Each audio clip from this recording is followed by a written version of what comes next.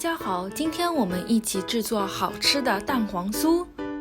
首先准备10个咸鸭蛋，涂上白酒或料酒，用烤箱160度30分钟，然后晾凉待用。接下来准备油皮和油酥，油皮所需材料我已打在屏幕上方。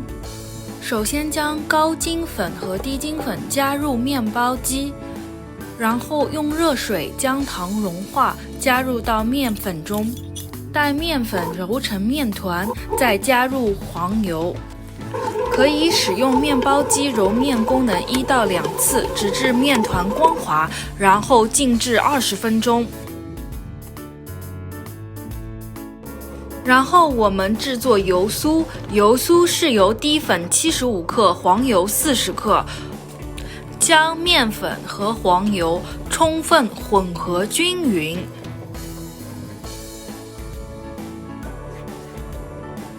揉成光滑面团，盖上保鲜膜，静置10分钟。然后将油皮和酥皮均匀等分成10份，取一个油皮按扁，包住油酥，搓圆。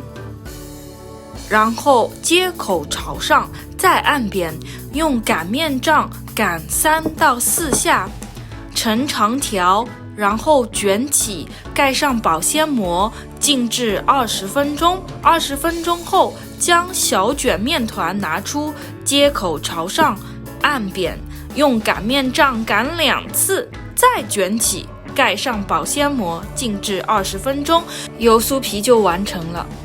接下来我们制作麻薯，将糯米粉、牛奶、玉米粉、糖混合搅拌均匀，上锅蒸20分钟。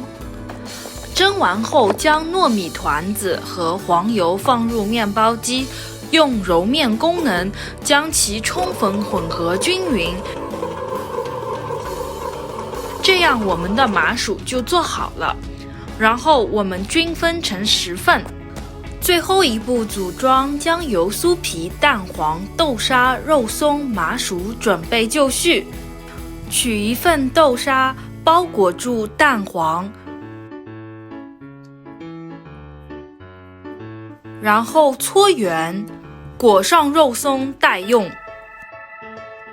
然后取一份麻薯，按扁，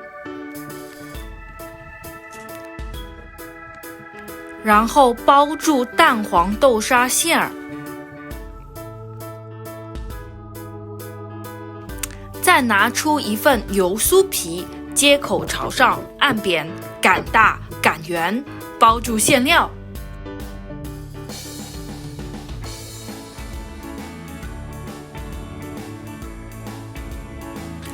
最后我们刷上蛋黄液，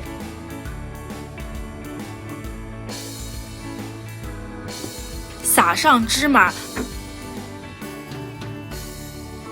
放入烤箱175度20到30分钟，这样我们的蛋黄酥就制作完成了。